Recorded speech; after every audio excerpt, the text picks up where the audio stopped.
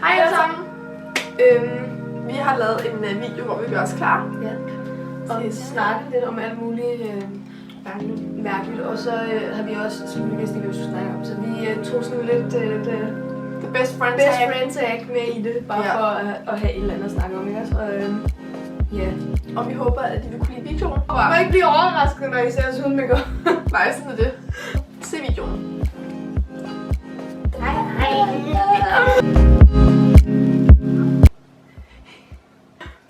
Nå, nu skal I høre, venner. Hvis I vil vide, hvor vores ting er fra, så står den nede i beskrivelsen. Ja. Fordi det kan vi ikke lige Gider vi ikke. så sige nu alt sammen. Altså, jeg er klar nu. Jeg kan ikke se en skid. Har du ikke noget spejl? Det er jo den her. Der er jo større end i den her. Ad ryger det ud over det hele. Hvad skal vi snakke om? Vi kan snakke om, hvem vi er. Ja, det må måske. Der er ikke nogen en introduktion her.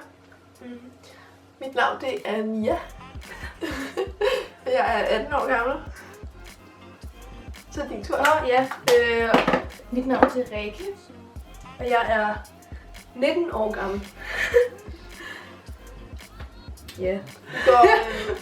Vi går begge to på handelsskolen. Køge handelsskole. På 3. år. Står der nogen, der vil vide det? Ja, det er super spændende. Den er skide god. Ej, Det kan vi ikke. du er da bare... Ja, det er Den er altså også lidt syg i hovedet, den. Jeg har også tabt totalt meget på min bluse. Nå, Hvor den bare fløj ned. Hvor der bare sådan... kan vi lige tage noget på bukserne her? Nå, hvad skal jeg så? Jeg skal have concealer på, skal jeg? Vi kan godt lave sådan en best friend tag. Skal vi bare lave den? Ja. Jeg blender lige min. Ja, men du giver dig bare god tid. Så er jeg klar. Super. Ved du hvad? Vi tager et best friend tag, fordi vi er bedste venner, ikke? Ja. Girl. Skal jeg stille spørgsmål? Hvordan og hvornår mødtes I, da vi startede første G i Køge? Ja, vi startede, ja. På Skøge. På Køge Handelsskole. Ja, vi mødtes på Køge Handelsskole, da vi startede i klasse sammen. Vi er faktisk også blevet venner nu. Det er rigtigt. Du kunne ikke lide mig. Nej. Sådan er det. Det er faktisk ret sjovt. Det er faktisk... Nu skal jeg høre. Man skal virkelig ikke have fordomme om folk, fordi at... Jeg synes, Rikke var en kæmpe bitch dengang. Det troede jeg i hvert fald, hun var, ikke? Rikke var meget, hvad siger man, højlydt i klassen. Og det var jeg ikke. Det var jeg overhovedet ikke. Jo, det var. Men jeg kunne hele tiden høre dig, Kat. Jeg var meget stille og genert, ikke? I starten. Kat, det er forresten Katrine Regnbue, hvis I kender hende. På Facebook og YouTube. Shout out til hende. Hun går også i klasse. Anyways. Så var Rikke og Kat meget højlytte. Og jeg var meget sådan der skræmt af dem, tror jeg. Jeg skulle huske at make op. Det er faktisk først her. Er det ikke her? Var det i slutningen af andet år? Jeg tror, det var efter Barcelona. Har det ikke været det? Jo, det var i hvert fald ikke i Barcelona. For der snakker vi ikke sammen. Der kunne du heller ikke lide mig, eller Nej, der snakker vi bare ikke sammen. Jo! Jeg tager og tænker på Hamburg. Men nu skal jeg lige, da vi kom hjem, det var lige, at det var ved sommerferien. For der tog vi i byen sammen der, hvor ja. På mamma. Ja. Og så blev vi bare rigtig tæt, ikke også? Ja, og vi blev faktisk sådan rigtig venner her for... Et halvt år siden. Cirka. Ja, da sommerferien sluttede, ikke? Startede, mener jeg, ja. Omkring juni, ikke? Så er vi bare blevet totalt meget best friends. Ja, lige pludselig. Nå. Jeg var koncentreret meget. Hvad er vores yndlingsminde? Jeg ved ikke. Vi har ikke nogen minder sammen. Vi har været i Barcelona og Hamburg. Jo, da vi var på roadtrip med Michelle. Ja, det var meget hyggeligt. Har vi ikke også været hvad nu det hedder på? Nej, det er ikke dig. De er fuldstændig, de er overhovedet ikke ens. Det er egentlig meget tydeligt. Jo, det er meget pænt. Er det? Ja. Hvad er vores... Eller vi skal beskrive hinanden i et ord. Så. Bro. Mia, hun er en fucking bro. Bro. Vi laver lige vores øjenbryn færdig, og så vender vi tilbage. Så kan vi kan ikke koncentrere os. Jeg tror, mine er færdige. Hej hej. Bror, skal ikke være ligesom tvillinger. Prøv at kigge. Det skal være søskende. Ja, de har det fint. Concealer. Så har vi fået lavet øjenbryn. Og vi er tilbage. Det er blevet lidt... Mine er så grimme, undskyld. Ja, ligner heller ikke, hvad de har med. Men. Nå, jeg skulle beskrive dig med et ord, jo. Hvad sagde jeg om dig? Bro. Nå ja. Bro. Bro. Han er bro. Du er, jeg er slet ikke inde i kameraet. Sådan der. Du er, ej, jeg ved så ikke, hvad jeg skal sige. Så find på noget. Bare lad som om, du godt kan lide mig for Jamen, helvede. prøv at høre, Rikke, hun er bare rigtig sjov. Og vi har bare rigtig god humor sammen. Så jeg er sjov. Du er bro. Jamen, du er jo også en bro, men jeg kan ikke tage dit ord, vel? Rikke, hun er Dejlig, mand. Ja, det var dejligt. Rikke, hun er dejlig, hun er en god veninde. Det er ikke et ord, men jeg er virkelig dårligt til den her leg. Rikke, hun er Ej, hvor er du langsom. fantastisk. Det er hun. Ja. Fordi, så skal du gætte, hvad mit drømmejob er. Så skal jeg gætte, hvad dit drømmejob er. Dyrepasser. Er det rigtigt? Det er lidt rigtigt. Ja. Professionel. Du vil gerne være, det? være indretningsarkitekt. Nå ja. Mm. Det kan jeg ikke. Mm. Som I kan se, så er vi super gode til det her. Komplementere hinanden. Nå. Ja. Hvad er vores yndlings make-up mærke? Jeg skal gætte dit, du skal gætte mit. Jeg tror det er... Altså, sådan, hvis man tager ud fra, hvad du bruger mest, så tror jeg, det er NYX. Ja. Eller MAC. Jamen dit det er enten, hvad fanden hedder det, Kiko kan du godt lide. Og du kan også godt lide MAC. Og Chanel har du også meget af. Og jeg er med Chanel. Ja. Okay, hvad er en ting, der irriterer dig ved den anden? En ting, der irriterer mig med Rikke, det er hendes humørændringer. Nogle gange så er hun ikke med på sjov. Hvad mener du? Jeg er altid... Jeg skulle til at sige det samme med dig. Nej, jeg skulle... Ved du hvad, det der irriterer mig mest for dig, det er, at du er så irriterende nogle gange. Du virkelig, når dig og Michelle, I er i sådan en humør, ikke også, hvor man bare tænker, luk nu røven. Og I sidder og griner over nogle ting, der overhovedet ikke er sjovt. Så virkelig, så får jeg sars af jer.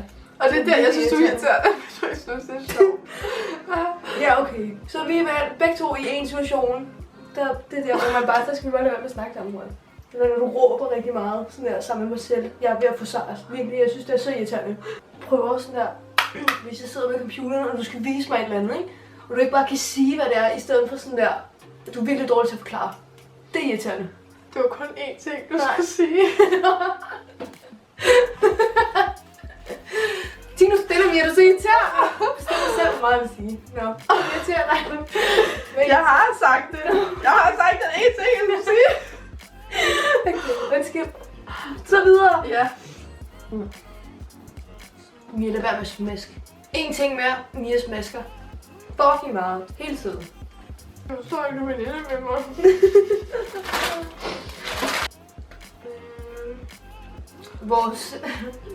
Vores yndlings interne joke. Hallo. Hallo. Så kommer vi lige tæt på hinanden. Vores favoritsang. Skal vi lige spille den, eller hvad?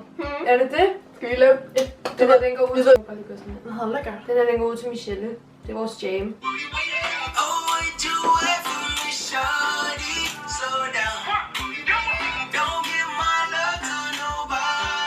Så har vi også det. Den er så god, og det er bare vores Det er jam. det bedste. Så nu highlighter vi, det er vores yndlingstid. Nu kan det et beauty. Oh my god. Okay, skal jeg stille et andet spørgsmål? Ja. Bukser eller kjole? Bukser. Det vil jeg så også sige. Hvad er nederdel? Ja, nederdel, det kan jeg godt lide. Ej, nu fik jeg sådan en mærkelig plet. Er det ikke? Ja, så lige smæt den ud. Jeg har prøvet. Smæt den ud, madder. Hvad er vores yndlingsdyr? Jeg skal gætte dit, du skal gætte mit. Okay, det er en hund. Det er Tino. Ja. Lille fis. Vi går lidt amok med highlighter, så vi bruger også den her. Jeg bruger så sådan en luminizer udover. Fiona er på. Dyr, det er... Jeg tror, det er en hund, ikke? Jeg kan godt lide Tivo også. Alle kan lide Tivo! Alle elsker bare Mias hund. Han er også sød. Ja. Okay, hvis vores hus brændte ned, ikke? Og alle mennesker var sikre og sådan noget, ikke? Og hunde og alt sådan noget, ikke? Hvad vil... Det skal vi lige have på plads. Hundene var også sikre. Hvad vil vi så gerne gemme sådan der hurtigt redde? Nå, men jeg vil redde den her. Ja! Ja! Ja! Jeg vil elske musa. Jeg vil hjælpe her mod Celine. Jeg er 10, stille. Jeg tænker altid på den sang. Ja, jeg vil redde. Altså, det ved jeg ikke, Julia.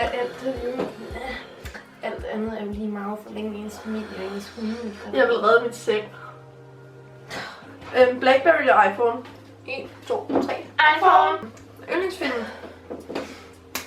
Inderst inde. Ej, den er også fucking Den sød. er så god. Ærligt. Jeg så den 2 gange på en dag. Den er også fucking god. Den må lige slutte, så starter den på. Jeg elsker den film. Sådan noget kan jeg Den er så god. Ej, du er helt Jeg ser sådan her. Mig med film, jeg er lidt mærkelig. Jeg kan kun lide at se film, jeg sådan der har set før. Er det rigtigt? Mhm. Jeg elsker at se film, jeg har set før. Fordi Så ved man det godt. Ja, lige præcis. Så ved man, den er god, og det ikke er sådan en, man bare tænker sådan, Altså, jeg synes, at Fast and Furious-serien, ikke? Nå, ja. Det er bare on point. Mm. Den er fucking god. Det er det.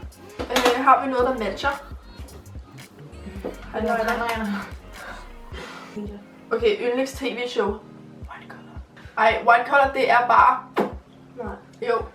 Jeg vil sige, så er jeg rigtig typen. Venner, Venner. Gossip Girl, Ja, Prison Break. Prison Break er jeg med på. Vi skal snakke om vores studietur måske. Vi har lige været i London. Det har vi. Hvad fanden har vi egentlig lavet? Hov. Vi har spist kage og været i Tivoli. Tivoli. Ja, det der Brighton. Nå, Bright Pier. Ja, sådan. Og så var der fucking mange måger. Og rigtig hun er bange for. Jeg er voldsomt bange for fugle. Det er sådan helt uhyggeligt. Og så var vi på vej væk fra derfra. Og så på vejen væk, så er der en mand, der bliver sådan her virkelig, altså han bliver angrebet af den her måge. Den sådan der styrter bare ned i ansigtet på ham, fordi han går med sådan nogle pomfritter eller sådan noget. Og jeg skreg, og jeg begyndte at græde, og jeg så bare, Du rystede bare. jeg var fucking mange. Og vi var også på, Jamie Oliver. ja. Og spiste god mad. Jamie Olivers diner. Jo, vi fik mac and cheese. Og hvidløgsbrød, det smagte fucking godt. Jeg tager lige øjenvipper på. Jeg skal lige noget skarpe på, og så hopper jeg med på vognen. Nej, Setting spray! det kører. Pro Fix Amazing Makeup Fixing Spray. Dem, de er lige Hvem gode. sådan der, okay, lad os sige sådan der, hvem sådan der, startede du med at se på YouTube? Jeg så rigtig meget Bethany Mota. Ja, Sindssygt, helt det var vildt bare... men sådan der, jeg kan huske den, altså jeg var så meget fans. Hende der Maiken Bærsang. Jeg så hende, og så Johanne Konen, som jeg hedder, ikke? De var sådan der, de startede det sådan der, ikke? Det var, altså, det var godt. Det var godt. Jeg kan ikke huske, hvad hun hedder hende her, som jeg tænker på. Hun var også den, der startede. En af de første. Hun sagde altid... Hvad fanden var det, hun sagde? Aloha. Ja. Hvad fuck er det, hun hedder? Amalie eller andet? Ja, Amalie. Ja. Hun var altså også bare den, der startede det. Dumt, det er lang tid siden. Amalie Vessel. Ja, hende. Hun elskede Eos læbemad, jeg kan huske. Ej, undskyld. Det er også godt. Men det var sådan der, dengang, det var sådan de eneste, der var nærmest. Ja. Jeg tror også, jeg er færdig nu. Ja. Så det her, det er, sådan vi ser ud i dag. Ja. Nu er vi gjort klar. Vi håber, at I kunne lide videoen. Og vi håber, at I vil abonnere på vores kanal og like den her video, hvis I godt kunne lide den. Og så ses vi. Kommer vi snart med et London på. Ja. Ja. Og så ses vi næste gang. Hej hej.